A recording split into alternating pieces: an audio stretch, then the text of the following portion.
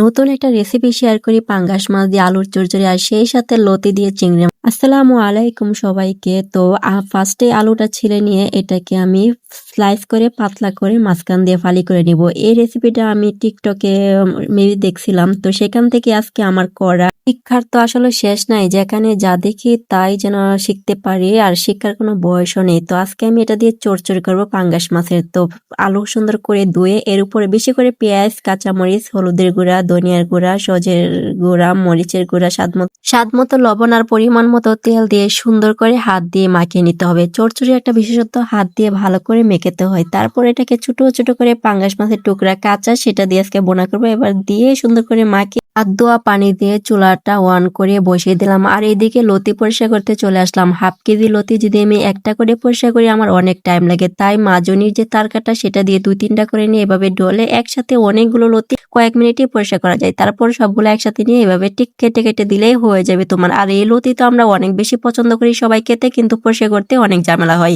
লতি পরিষ্কার হতে না হতে এদিকে দিকে আমার চচ্চড়িটা একেবারে ডান, একটু ঝুল আছে সেটা আমি চুলাটা একদম লড়তে রেখে দিয়ে বসিয়ে দিয়ে এদিকে লতির যে তরকারিটা সেটাকে রেডি করে নিব। তো একটা আলু দিয়েছি, তারপর উপর বেশি করে পেঁয়াজ কুচি, হালকা করে একটা কাঁচামরিচ চিরা, হলুদের গুঁড়া, স্বাদ মতো লবণ, সজের গুঁড়া, জালটা একটু পরিমাণ মতো বেশি দিলেই ভালো লাগে, আর তেল দিয়ে সুন্দর করে মাখাতে হবে। লতি সবসময় চিংড়ি দিয়ে বোনা করতে ভালো লাগে, তবে চাপা শুটকি দিয়েও ভালো লাগে, তার সাথে যদি দেওয়া যায় কাঁঠালের বিচি। তো এটা এখন নাই, তো এই তো মাখিয়ে হাত দিয়ে উপরে দিয়ে দিলাম গলদা চিংড়ি। এবার হালকা করে আরেকটু মাখিয়ে দিয়ে আমি একটু পরিমাণ মতো পানি দিব, যেহেতু লতা বেশিক্ষণ লাগে না সিদ্ধ হইতে। আর এদিকে আমার চচ্চড়িটা একবারে লেগে লেগে গেছে, সেটাকে নামিয়ে বসিয়ে দিলাম লতার কড়াইটা। তারপর উপরে কাঁচামরিচ ফালি করে দিয়ে চুলার পাওয়ারটা বাড়িয়ে দিয়ে জাল করে নিলাম। কিছুক্ষণ পরে একটা বলক চলে আসলো, আমি হালকা করে উপর থেকে নাড়িয়ে চাড়িয়ে আরো এটাকে সুন্দর করে জাল করে নিব, পানিটা একদম শুকানোর আগ পর্যন্ত। দেখতে মাশাআল্লাহ কালারটা অনেক বেশি আসছিল, আর খেতে তো খুবই দুর্দান্ত। তো অনেকদিন পরে বড় একটা ভিডিও আপলোড করলাম। যদি সবাই ভালোবাসো তাহলে অবশ্যই বড় বড় ভিডিও আপলোড করবো ইনশাল্লাহ।